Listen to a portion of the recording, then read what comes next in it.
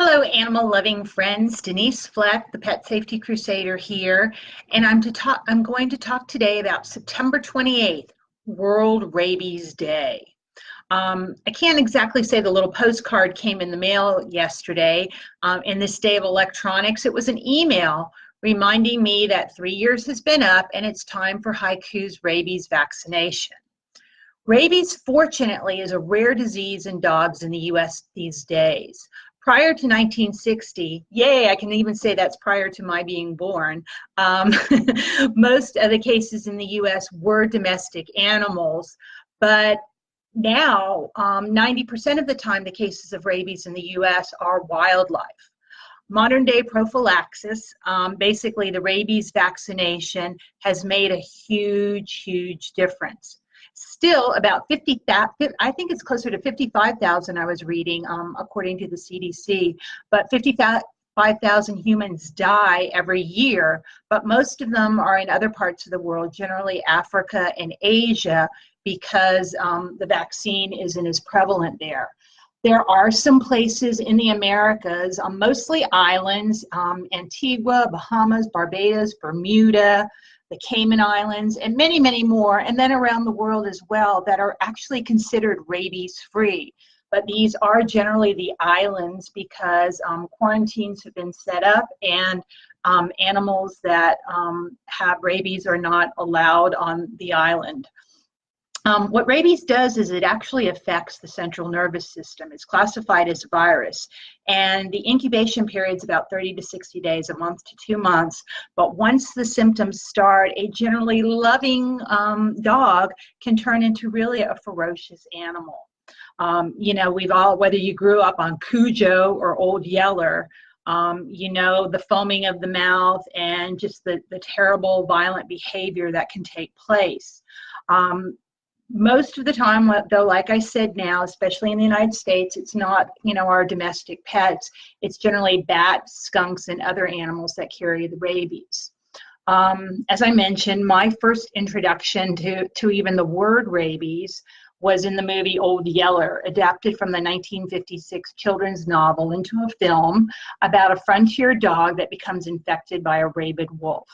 I'm not proud to say that this movie haunts me to this day. I almost get teary-eyed just thinking about it, and I'm convinced I'll never watch it again, not because of rabies, but because of what must be done to the dog infected by rabies.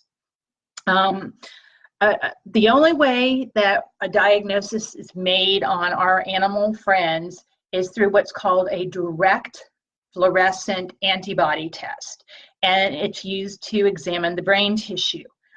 In order to rule out rabies, tests can be done on any 2 locations in the brain, but to really confirm it, they prefer to test the brain stem and the cerebellum. In order to do this, the dog must be euthanized, and generally the head is decapitated, or at least the brain tissue is removed and sent to either the state or the county health department. So what I just want to impress upon you is that if a dog is really suspected of having rabies, it's a death sentence for the animal. We can do some things these days, which we're doing besides the vaccination and titer testing, which I'll talk about shortly. And generally, when an animal, an owned pet has bitten somebody, generally a 10-day period of quarantine and isolation where they can observe the dog and check for any signs generally suffices as far as making sure that the dog won't obviously bite a human and share the rabies with the human population.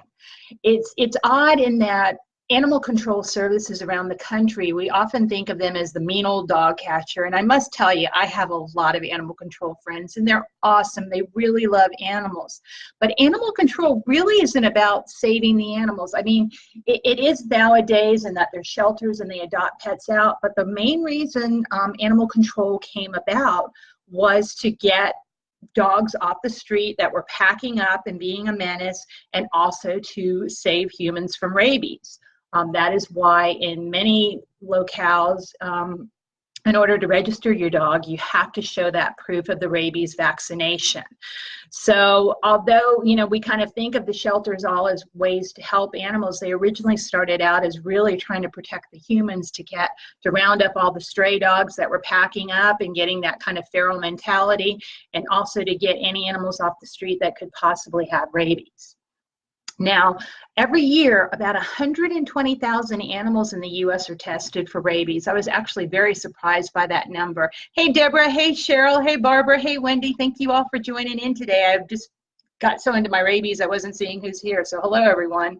But yeah, I was surprised by that number. 120,000 animals are tested for rabies each year in the U.S., with about 6% of them actually being found to be rabid. But again, those are generally more in the wildlife population. It's less than 1% as far as domestic animals, and greater than 10% of that number is the wildlife. In humans, several tests have to be performed in order to really confirm rabies. There doesn't seem to be any single test that truly does the job and is sufficient. Tests are performed on saliva, on serum, on spinal fluid, sometimes through skin biopsies at the hair follicles and the nape of the neck. So a lot of testing has to be done. Now, rabies, for some reason or another, has been a popular topic in entertainment way back as far as 1929. There was a movie called The Lighthouse Keepers. I've never seen it, but that was one of the first ones. Ingmar Bergman directed a movie actually entitled Rabies in 1958, and there was a classic 1966 movie called Rage, starring Glenn Ford and Stella Stevens, who you may all know from even other films, that told the tale of a doctor in rural Mexico who had been infected and was anxious to get back to civilization to hopefully seek treatment. There was a novel, When the Lion Feeds, in 1964, that described in harrowing detail the events ensuing from one of the main characters' death following a bite from a rabid jackal. There's a cult film in the 70s called I Drink Your Blood, about a gang of satanic hippies that all got infected with rabies. There was the novel The Totem in the late 70s about a northwestern town terrorized by humans and animals with a made-up version of rabies. And some of these films, that one in particular, I think kind of gave rise to speculation that werewolves came from rabid dogs, which, you know, isn't true. Of course, in the early 80s, there was Stephen King's Cujo, about a mother and son terrorized by a rabid St. Bernard. And I know all of us rather think of the St. Bernards as the big, goofy dogs with the whiskey barrels around their necks, saving people trapped in the snow. I've actually watched this TV show. Maybe this is something else I'm not terribly proud of, but 1,000 Ways to Die. And it has an episode about a taxidermist who contracts rabies from an infected squirrel. Even Beavis and Butthead have tackled rabies. I believe it was with Beavis actually taking some antacids to kind of get foaming at the mouth and scare other people. And Alice Cooper and a group called Skinny Puppy have actually even covered rabies in music. But no matter how great of a topic it is to scare and entertain, what I want to impress upon everybody today, that precaution is a must. The rabies virus does infect the central nervous system of us humans and our canine and feline and any mammals, ultimately causing disease in the brain and death. The first symptoms in humans may be very similar to the flu, actually. General weakness, discomfort, fever, headache, sore muscles, and within several days it can progress to anxiety, confusion, agitation, and the abnormal behavior and hallucinations that you hear about.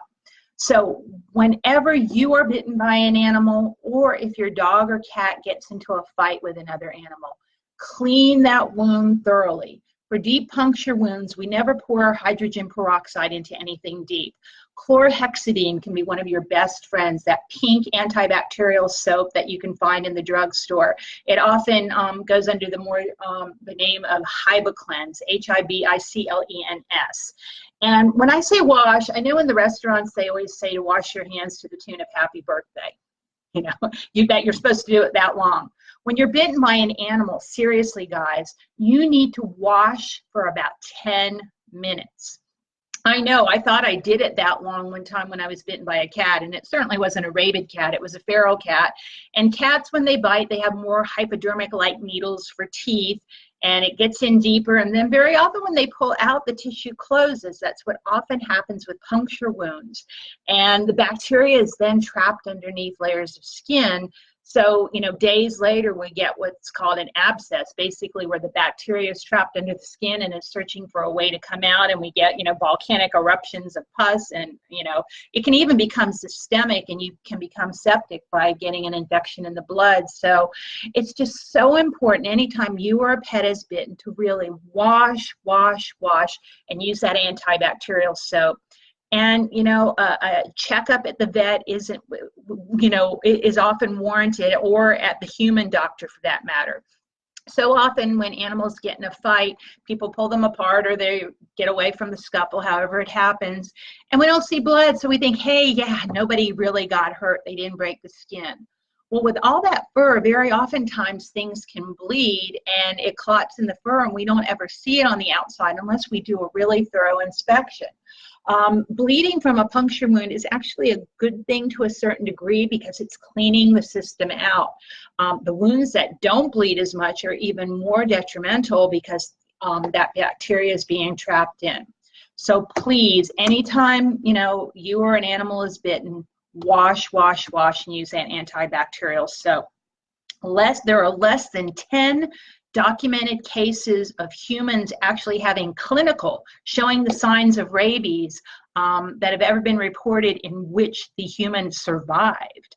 So, this is still one of those things that is a big deal, but fortunately, due to the vaccine, we have put the kibosh on it to a certain degree. But let me talk about that for a moment.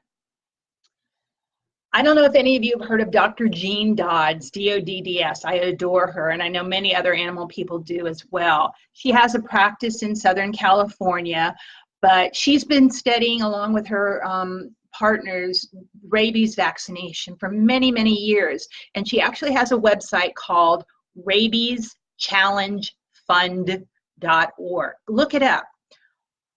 All of the research that they've been doing over the many, many years actually shows that with most dogs that receive the vaccine, it's good for about 7 years. Their tolerance or their immunity to rabies lasts that long. And over the years, we've been revaccinating our dogs, giving them boosters every 1 to 3 years. So it seems like we're overdoing it.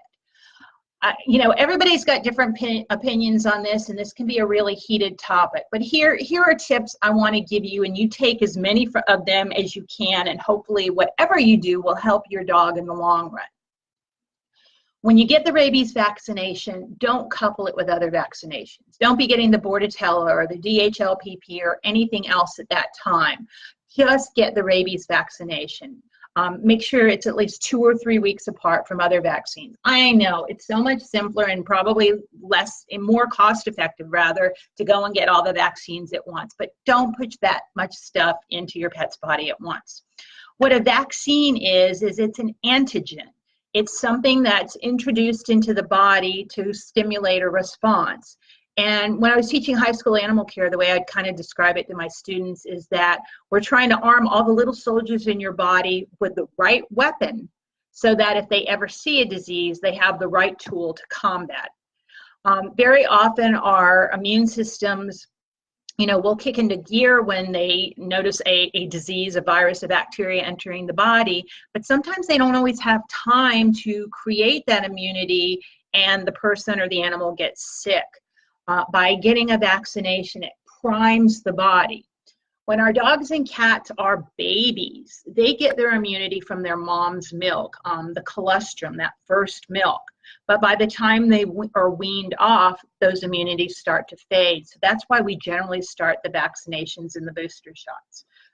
I'm going to let you guys do your own research and decide what you think. But I like to tell you not to get the rabies vaccination along with other vaccines. When you're getting the rabies vaccine, check into it to make sure that it doesn't have mercury and other harmful preservatives in it. Check with your veterinarian about that. And be aware of titers. What a titer is a blood test. And yes, it costs. above and beyond getting the vaccination. But by getting the titer test done, they can look at your pet's blood on a slide and determine the level of immunity to a specific disease. Yes, if you're getting titers done on the various diseases, distemper, parvovirus, rabies, and so on, each one is a separate test, and yes, a separate debit card transaction.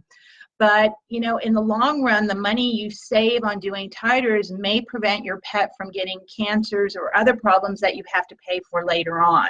So again, it's all about us each doing our own research and determining what is best for the animals that are part of our family. But I do want you to be aware of titers, and that's something Dr. Jean Dodds is just so up on and has all the information. So look her up, Google her, go to the Rabies Challenge Fund, because what all of her research is trying to do is trying to change the laws so that dogs don't have to be vaccinated more frequently than every 5 years. They're finding that every 7 years is about how long the average immunity lasts from a vaccination, but we can never go to the top. We have to start somewhere, and if we do it every 5 years, that's probably at least once or twice less during our pet's lifetime that they might have to be vaccinated, and maybe really will help them live a longer, happier, healthier life by our side. Do realize that vaccinations aren't foolproof either. About 1 out of every 1,000 dogs is what's called a non-responder. You can vaccinate him every 6 months and his body just doesn't create the antibodies to make him immune to certain diseases. So really a titer test is your best guarantee that your pet won't get rabies, showing that his immunity is high enough. So titer testing, check about maybe getting a law passed so our pets don't have to be vaccinated as frequently. When you do get the vaccines, make sure you don't couple them with others, and look for vaccinations that don't have mercury or other preservatives added. I'm just looking at some of the comments here. Yes, yeah, thank you, Wendy. Absolutely, multiple vaccines can overwhelm the immune system. So we're all trying to do the best for our pets these days and keep them healthy, but it's up to us as pet parents to really do the research. We can take the information, you can take it from me, you can take it from your veterinarian, you can take from what you read online, but you've got to put it all together and tune into your pet and see how your pet is responding to everything you're doing, from the food to the medical care to the grooming, and making sure that they're getting enough quality time spent with you. So I just wanted to, with World Rabies Day being on the 28th, and the fact that Haiku got his notice that he's due, I just thought this was an appropriate time to breach this topic once again and remind you that although extremely important, there are things we can do without automatically, getting medical treatment for our pet, but taking care, being aware of signs and symptoms, and making sure that we clean things that have been bitten very, very well, and learning about titers. So thank you guys so much for tuning in today. I hope you have an awesome possum weekend. I think we're about to have a rainstorm. I'm just loving having the rain here. Sorry, my California friends. But it's a great day here, and I look forward to seeing you next week. Haiku's actually very excited. Thursday next week, he's going to, he's been practicing testing out some products that we'll be sharing. So have a great day. Keep your pets rabies-free and keep yourself rabies-free as well. And hey, October's coming. If you're looking for some scary movies, check out some of these rabies-oriented films I talked about. Bye-bye for now.